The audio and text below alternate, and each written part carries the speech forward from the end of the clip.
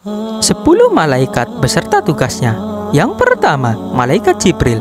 Dalam buku Quraisy Shihab, malaikat Jibril dinamai Ar-Ruh, Al-Amin, dan Ruh Al-Qudus. Salah satu tugasnya adalah menyampaikan wahyu ilahi kepada para rasul. Allah menegaskan tentang malaikat Jibril dalam surat Asy-Syura ayat 193 dan surat An-Nahl ayat 102. Jibril tidak hanya menyampaikan wahyu kepada rasul, tetapi juga mengajarkan agama melalui Nabi Muhammad SAW kepada sahabat-sahabat beliau. Yang kedua, malaikat Mikail. Malaikat Mikail bertugas menurunkan hujan, menumbuhkan tumbuh-tumbuhan, dan mengurus rezeki. Keberadaan malaikat Mikail tercantum dalam Al-Quran surat Al-Baqarah ayat 98. Yang ketiga, malaikat Israfil.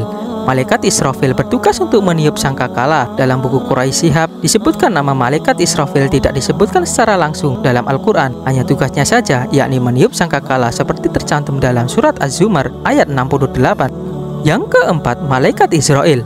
Al-Quran tidak menyebut nama malaikat Israel, namun tugas malaikat Israel disebutkan untuk mencabut nyawa. Surat As-Sajdah ayat 11 yang artinya, katakanlah malaikat maut yang diserahi untuk mencabut nyawamu akan mematikan kamu, kemudian kepada Tuhanmu kamu akan dikembalikan.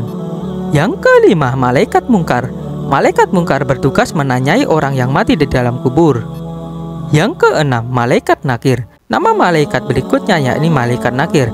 Malaikat nakir bertugas menanyai orang yang mati di dalam kubur. Dalam makalah pendidikan agama Islam disebutkan malaikat mungkar dan nakir akan bertanya ketika pemakaman selesai. Orang yang terakhir dari jamak pemakaman telah melangkah 40 langkah dari kuburan. Yang ketujuh, malaikat raqib. Malaikat raqib bertugas mencatat amal baik manusia.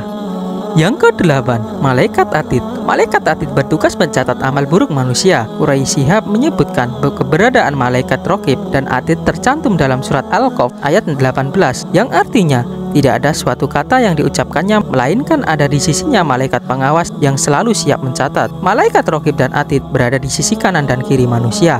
Mereka mengetahui bisikan hati manusia dan mencatat gerak-gerik serta aktivitasnya. Niat yang baik akan dicatat meski belum diwujudkan dalam tindakan nyata.